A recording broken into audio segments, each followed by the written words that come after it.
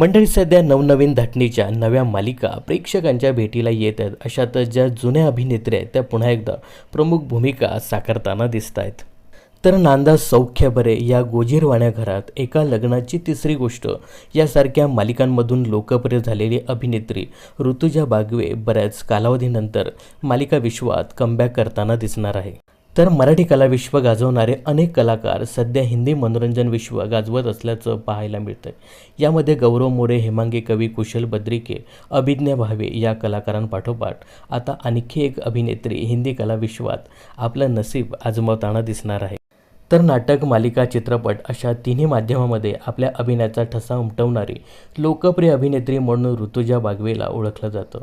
प्रेक्षकांची ही लाडकी अभिनेत्री आता लवकरच हिंदी मालिका विश्वात पदार्पण करत आहे. तर अभिनेत्री लवकरच माटी से बंधी डोर या स्टार प्लसवरील नव्या मालिकेत प्रमुख भूमिका साकारताना दिसणार आहे.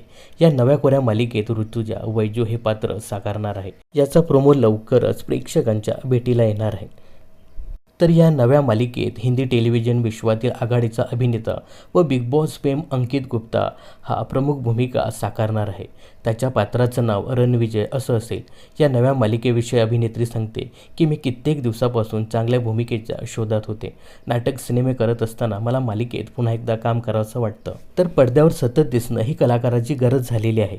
मालिका हे माध्यम कलाकाराला खूप काही देत असतं. मालिका विश्व बाहेरून सोपं वाटत असलं तरी हे आम्हा कलाकारांसाठी खूपच आव्हानात्मक असतं. सातत्याने प्रेक्षकांचं मनोरंजन करायचं आहे, पण वेगळ्या आणि चॅलेंजिंग भूमिका मिळायला हव्यात. हे विचार सुरू असतानाच या मालिकेबद्दल मला विचारणा झाली. तर माटी से बंधी डोर या मालिकेचं दिग्दर्शन मराठमोळा दिग्दर्शक भीमराव मुडे करत आहेत. ही मालिका कन्नड मालिकेचा रिमेक असल्याचं बोललं जात आहे. तर ऋतुजाला या नवीन भूमिकेसाठी आणि नव्या मालिकेसाठी आपल्या चॅनलकडून सुद्धा मनपूर्वक शुभेच्छा. याविषयी तुम्हाला काय सांगायचं हे कमेंट्स करून नक्की सांगा. मनोरंजन क्षेत्रातील अशाच फिल्मी अपडेट्स जाणून घेण्यासाठी चॅनलला सबस्क्राईब आणि फॉलो करायला विसरू नका.